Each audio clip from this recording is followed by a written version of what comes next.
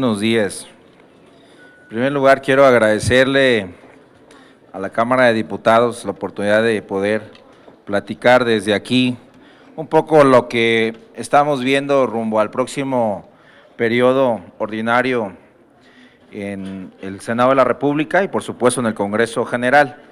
Básicamente nosotros tendremos ya nuestra primera reunión plenaria como grupo parlamentario en el Senado el próximo día 29, 30 y 31.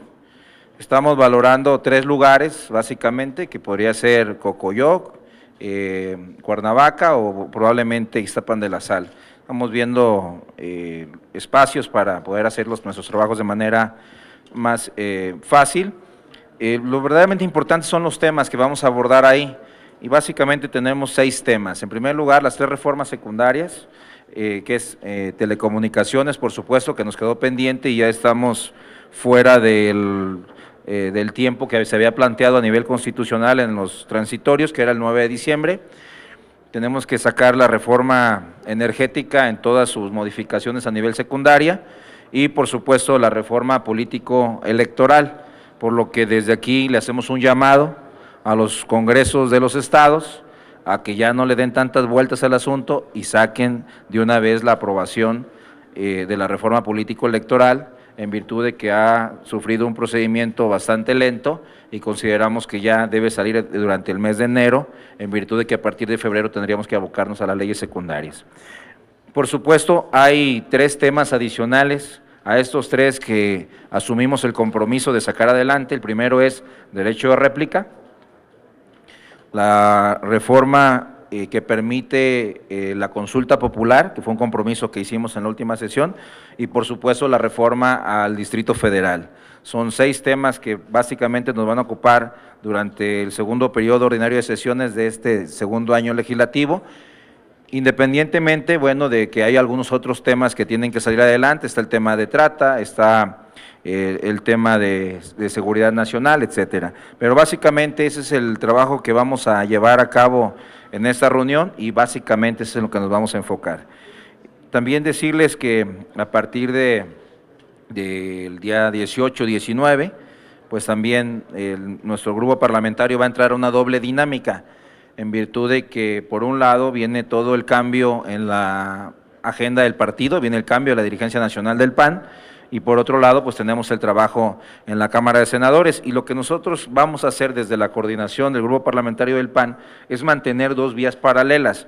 Nosotros vamos a trabajar en las reformas que el país necesita y no nos vamos a involucrar en el proceso electoral interno. Cada senador va a decidir de manera libre a quién apoyar de todos los candidatos y candidatas que están participando, y la coordinación del grupo parlamentario se va a mantener absolutamente imparcial y respetuosa del proceso electoral que va a llegar al partido a partir de que el día 18 y 19 se forme la comisión electoral interna y por supuesto se apruebe la reglamentación que nos va a llevar a la elección del nuevo dirigente nacional del Partido de Acción Nacional. Con eso como preámbulo estaría a sus órdenes para cualquier pregunta que ustedes consideren pertinente. Félix Muñiz de Radio 13. ¿Qué tal, senador? Buenos días y buen año. Primero, aquí los diputados han anunciado que van a presentar una controversia constitucional en contra de la reforma fiscal. No sé si van a ir coordinados con ustedes o no van a ir en unión. El caso Michoacán, que también me hagas un comentario. Ya desde el año pasado y casi todo el sexenio de Calderón se pasaron en ese estado guerreando. Entonces no sé si ya hay las facilidades o las posibilidades de desaparecer los poderes en esa entidad.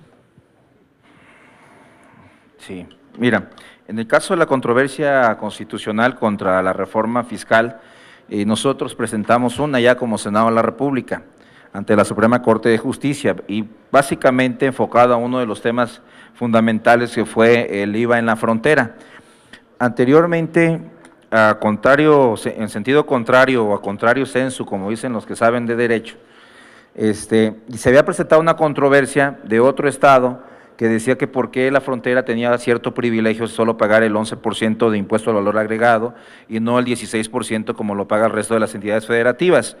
Lo que resolvió la Corte en esa controversia fue que la frontera tiene una situación especial en virtud de que las empresas en la frontera y las personas en la frontera pues no compiten con el resto del país, sino con el país vecino, y por lo tanto, si el país vecino tiene el 8%, pues ¿por qué si le pusiéramos el 16%, pues estarían pagando el doble, lo cual permitiría que la gente, en lugar de comprar o consumir en la frontera, pues se fuera a Estados Unidos a hacer sus compras, o viceversa, en lugar de comprar en Chiapas o en Quintana Roo, pues se irían a Belice, que además tiene una zona franca muy importante. Entonces, la Corte da la razón en ese entonces el por qué la frontera debe pagar menos impuestos. La controversia que presentamos nosotros va en ese mismo sentido. Si la Corte ya había dicho en este precedente de que era necesario que la frontera mantuviera este porcentaje, ¿por qué ahora el gobierno y con el apoyo del PRI y PRD en las dos cámaras aprueban subir el impuesto en 5 puntos más? Nosotros creemos que tenemos oportunidad de ganar la controversia, y bueno, si se suma alguna otra controversia por parte de legisladores en la Cámara de Diputados, pues nos permitiría reforzar el planteamiento que hicimos. El caso de Michoacán, que fue una de mis primeras declaraciones en las que opiné, Michoacán tiene una descomposición social muy importante ya, y tenemos una delincuencia y unas autodefensas muy organizadas frente a un gobierno absolutamente desorganizado. La salida y regreso de Fausto Vallejo, lo único que refleja es pues su imposibilidad para tomar las riendas del Estado y poderlo gobernar. Allá no gobierna nadie. Entonces, nosotros planteamos desde un inicio la posibilidad de la desaparición de poderes. Nos decía que no había los elementos, que no había las condiciones, pero lo que estamos viendo al día de hoy es que ya hay 43 municipios con presencia de autodefensas que de alguna manera se apoyan en el artículo, si mal no recuerdo, sería 4º constitucional, en el cual cuando se hace la reforma política en 1994 para resolver el tema del levantamiento armado que hoy cumple 20 años en Chiapas, uno de los planteamientos fue que los pueblos indígenas podrían tener su propio autogobierno y podrían organizarse de acuerdo a sus usos y costumbres. Eso permitía que también tuvieran su propia policía, y es ahí donde nacen las autodefensas vinculadas a sectores representativos de pueblos indígenas exclusivamente. Sin embargo, pues se ha venido extendiendo en zonas donde sí hay presencia indígena, pero el tema de la autodefensa ni siquiera está en si son legales o no. Yo, desde mi punto de vista, creo que son legales en virtud de la reforma del 94. ¿Qué es lo que hace falta? Pues falta regularlas. Hace falta saber cómo se van a armar, cómo se van a capacitar, qué códigos van a respetar, bajo qué leyes van a instrumentar su aparición o desaparición o su organización.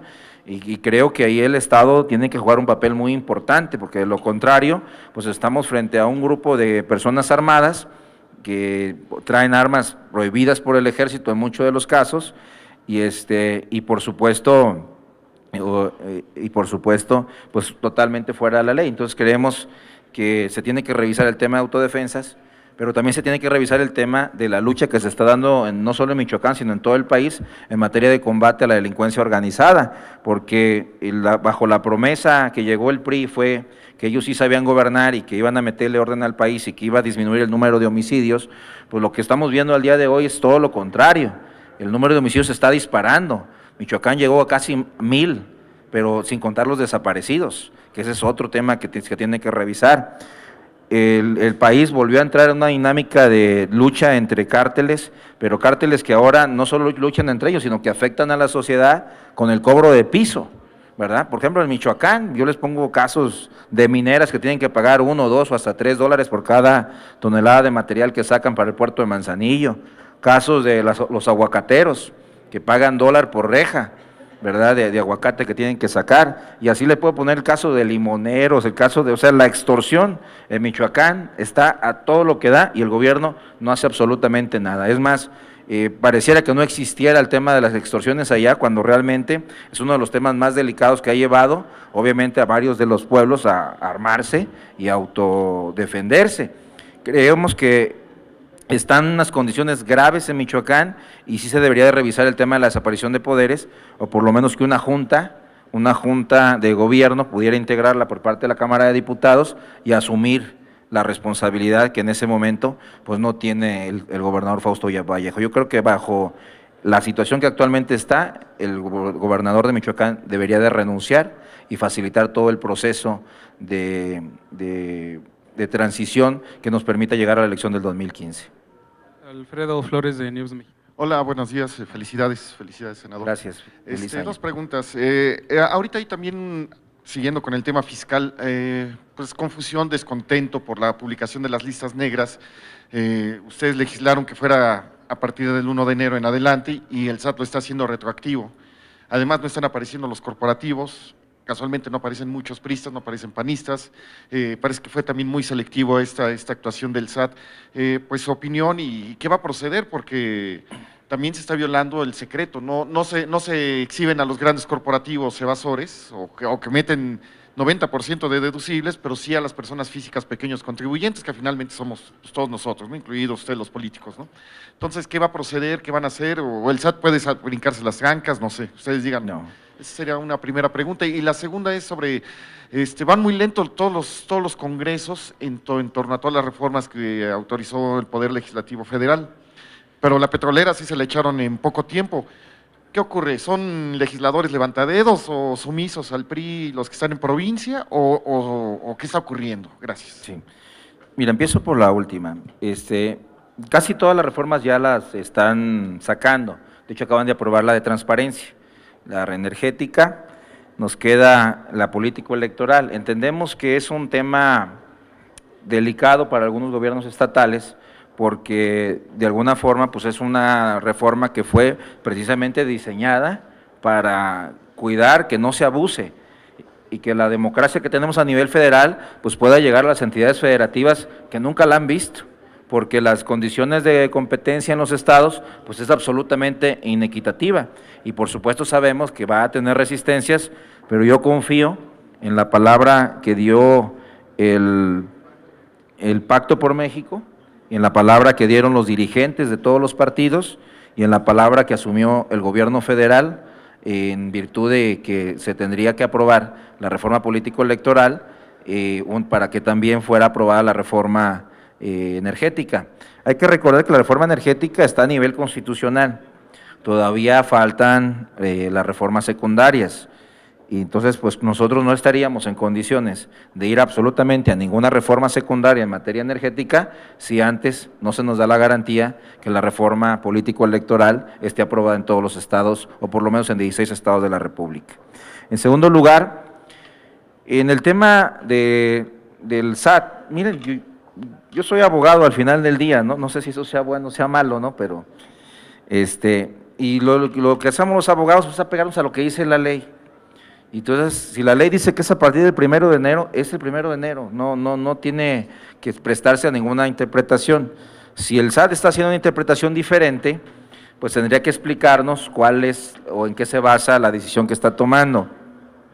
Sí creo que es un tema que tenemos que revisar, porque por un lado hay gente que está siendo omisa en el pago de sus impuestos, pero por otro lado, pues está exhibiendo a gente y se le pone también en riesgo hasta en materia de su seguridad personal. Entonces, y además tiene que ser parejo, y además tiene que también decirse a quién se le ha condonado, porque ha habido condonaciones muy importantes de miles de millones de pesos. Entonces, creemos que se le debe dar un trato igual a todos y se debe de cuidar, no afectar a las personas en sus datos personales, sobre todo. Entonces, creo que es un tema que hay que revisar, no creo que lo debamos de tomar a la ligera y decir que el SAT lo puede publicar o no puede publicar, simplemente creo que sí es necesario que revisemos el tema. Yo me voy a reunir con los integrantes de la Comisión de Hacienda de nuestro grupo parlamentario para conocer su opinión y poder tener elementos suficientes para poder decidir qué podemos hacer precisamente en este caso. Víctor Rodríguez de 24 horas. Senador, buenos días.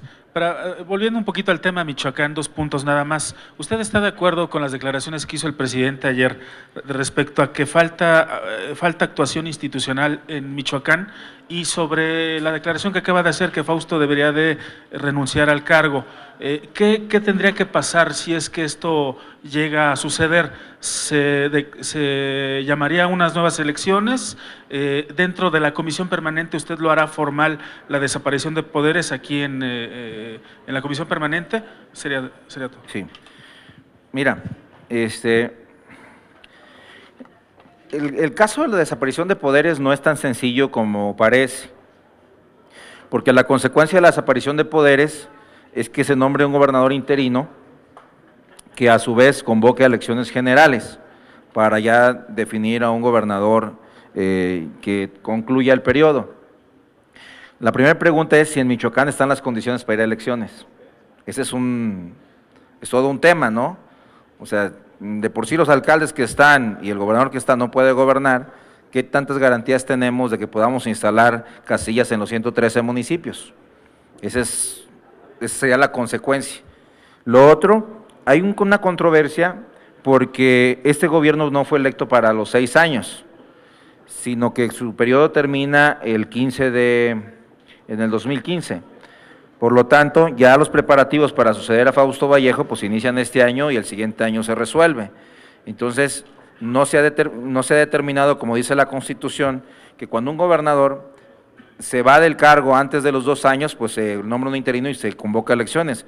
Cuando se va después de los 2 años, pues simple y sencillamente el Congreso nombra un sustituto y concluye el periodo. El detalle ahora está en interpretación, en qué momento se cumple el porcentaje de tiempo en el que ese señor se tiene que ir. Pero el otro problema es que no se quiere ir.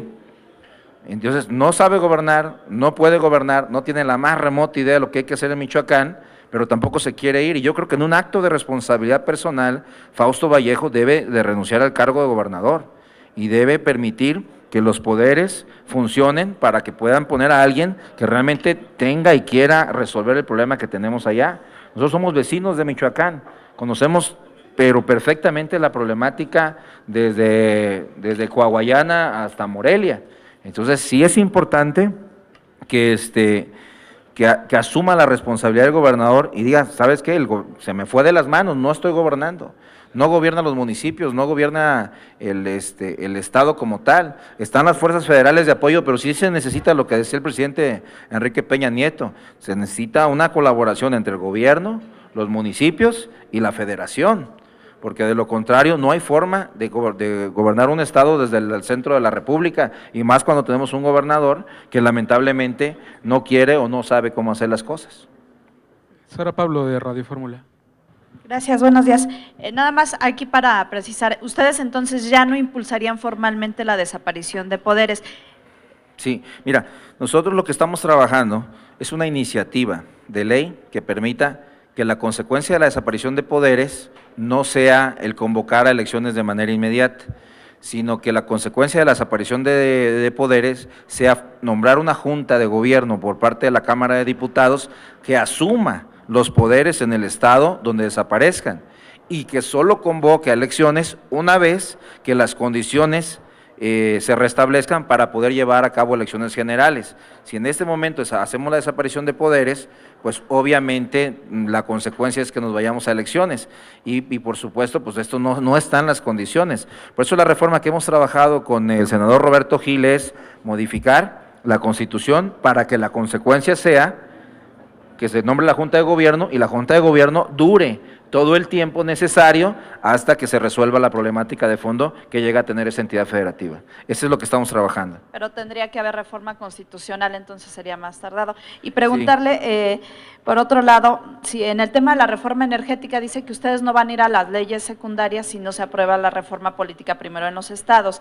Y en este sentido preguntarle si las declaraciones del expresidente Fox, que fue pues un presidente del PAN, de que este fondo petrolero, no demerita esta reforma, no hace pensar, como dicen ahora en la izquierda, que pues evidentemente se querían beneficiar de manera personal y a un grupo de políticos. Gracias. Mira, últimamente Fox dice muchas tonterías, para acabar rápido, ¿no? Desde legalizar la marihuana hasta hay algunos cuentos. Y efectivamente fue presidente por el PAN, pero terminó apoyando a Peña Nieto, no sé si lo recuerdan, ¿no? Entonces yo no sé si esa sea una idea de para quien trabaja ahora o realmente sea otra de sus ocurrencias. Entonces, pues lamentablemente, a mí no me gusta contestar ocurrencias y por lo tanto la voy a dejar pasar. Fernando Damián de Milenio. Senador, perdón. Ese es destape. Ya le estoy bajando la categoría. No, ya estuve aquí un par de veces.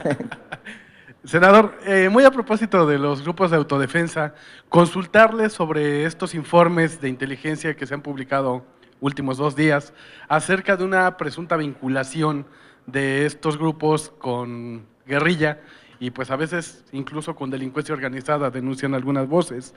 ¿Esta situación estaría amenazando la estabilidad pues, del propio Estado mexicano o al menos en algunas entidades como Guerrero, Michoacán? Sí, pues yo pienso que esta pregunta era para el señor Osorio Chong, pero vamos a ver si le entendemos. Mira, yo creo que a río revuelto, ¿verdad? Todo mundo busca ganancia, pero sí el gobierno nos tiene que explicar ciertas cosas. Una cosa es que existan las autodefensas, pero otra cosa es que nos digan quién los está armando. Si no es el propio Estado el que le está dando armas, entonces alguien les está dando armas. Y entonces pueden ser, la principal fuente de armas en nuestro país, pues es Estados Unidos, entran de manera ilegal, entran miles de armas. ¿Quién las trae y quién se las entrega? Esa es la primera pregunta que nos tienen que decir. Y entonces a partir de ahí se pueden ver conclusiones muy reales. A ver, ¿hay guerrilla o no hay guerrilla en el país? Y si hay guerrilla, entonces esa pudiera ser una primera fuente. Hoy nos dice el gobierno que no es la guerrilla. Por otro lado, hay cárteles que le están compitiendo a los cárteles que están disputándose las plazas en Michoacán, ¿verdad? En el caso claro de la familia y los templarios, y por otro lado el cártel de Jalisco Nueva Generación, que está disputando algunas plazas porque colinda con el estado de Jalisco. La acusación de un cártel contra el otro es que el otro cártel está armando las autodefensas. Eso es por lo menos lo que yo escuché en una de las declaraciones de uno de los líderes del otro cártel. Entonces, realmente, pues cuando está tan convulsionada la sociedad y hay tantos grupos armados, pues obviamente el gobierno es el que nos tiene que dar la respuesta y nos tiene que decir, a ver, las autodefensas son un mecanismo que están utilizando las poblaciones para defenderse. Las armas, ¿de dónde vienen? El financiamiento, ¿de dónde vienen? Y por supuesto desvincular si es que existen algunos cárteles atrás o el tema de guerrilla, que al día de hoy han dicho que no. Entonces sí es necesario que tengamos más información y que el gobierno nos deje en claro qué es lo que está pasando, porque si se siguen armando, pues obviamente lo único que refleja son 2 cosas, la incapacidad del gobierno para satisfacer la seguridad de los ciudadanos en Michoacán y la incapacidad del gobierno estatal para garantizar un Estado de Derecho absoluto. Entonces, realmente, esta reacción que tiene la población, pues puede ser mal aprovechada por algunos otros grupos para tratar también de defender sus propios intereses. Una pregunta más, Víctor Chávez, El Financiero. Senador, 2 cositas rápidamente. Si ya tiene esa lista de los 6 congresos locales que ya aprobaron la reforma política, y segundo, si pudiera darnos su opinión sobre la discusión que se ha dado ahorita de permanecer o no el Pacto por México. Ha habido una discusión entre el PRD y el PAN sobre si conviene o no mantenerlo. ¿Y qué opinión tienen del pacto hasta este momento? Mire, no venía preparado, pero ya que lo dijo usted. Baja California Sur, Coahuila, Estado de México, Nayarit, Puebla y Zacatecas. Esos son los que lo han aprobado. Esta es nos la pasó la Dirección de Asuntos Parlamentarios del Senado. El resto son las que faltan. Miren, el Pacto por México, ese es un tema muy interesante. Yo pienso que el Pacto por México dio sus frutos importantes, tan importantes como la reforma en materia de educación, de transparencia, de deuda, de reforma político-electoral, energética, telecomunicaciones, ley de amparo, lavado de dinero. Creo que se dieron resultados muy importantes. ¿Qué es lo que ha venido sucediendo con el pacto? Pues lo que ha sucedido es que hay quien no le gusta la forma en que se procesan las cosas en el pacto. No es que esté en contra de los temas, simple y sencillamente está en contra de que fuera de las cámaras se procesen las iniciativas, las discusiones, las negociaciones y que a los legisladores solo se les utilice para votar. Lo que nosotros hemos planteado es que pueden ser dos vías. La primera, que siga existiendo el pacto, pero con legisladores que desde el inicio estén en la discusión, en el análisis, en el debate y por supuesto en las votaciones. O en su defecto, que las cámaras hagamos una agenda común, todos los grupos parlamentarios, y nos pongamos de acuerdo en qué temas queremos resolver en los siguientes periodos ordinarios de sesiones. Y entonces si logramos trasladar el pacto a las cámaras, pues va a ser mucho más fácil y va a tener menos resistencia en virtud de que van a ser los legisladores quienes lleven a cabo las negociaciones, los acuerdos, tanto con los partidos como con el propio gobierno. Mi propuesta es que se traslade las negociaciones del pacto a las dos cámaras, a la de diputados y a la de senadores, y que ahí se instale una comisión que sea la que le dé el seguimiento a todos los temas que podamos acordar entre los grupos parlamentarios. No ha sido cupular en términos de que sean las dirigencias, porque realmente sí hay legisladores que hemos participado en los acuerdos. Seguiría, lo que trataríamos de hacer es que fuera más un proceso legislativo que un proceso partidista, que podamos traerlo para acá. Yo no estoy en contra del pacto, si sigue funcionando y el PRD se reincorpora, pues podríamos seguir trabajando, pero de lo contrario, pues podríamos ser las cámaras las receptoras de todos los temas y poderlos procesar como lo hicimos en las últimas reformas, la reforma energética, la reforma política, y la reforma incluyendo la reforma en materia educativa y en telecomunicaciones, se discutieron en las cámaras, no fue producto de mesas ajenas. ¿Verdad? Sería todo, senador. Muchísimas gracias a todos. Feliz año.